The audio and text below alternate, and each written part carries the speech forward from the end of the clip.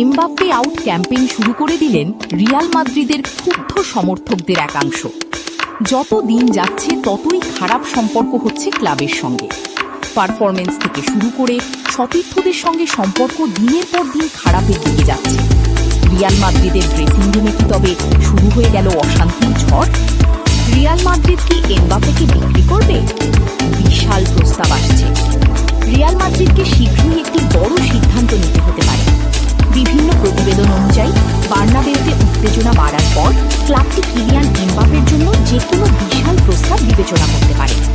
এই ফরাসি তারকার সাম্প্রতিক মন্তব্য তার ভবিষ্যৎ নিয়ে জল্পনা কল্পনাকে আরও উস্কে দিয়েছে। এমবাপ্পে কি রিয়াল মাদ্রিদে থাকবেন, নাকি শীঘ্রই একটি বড় দলবদল হতে চলেছে?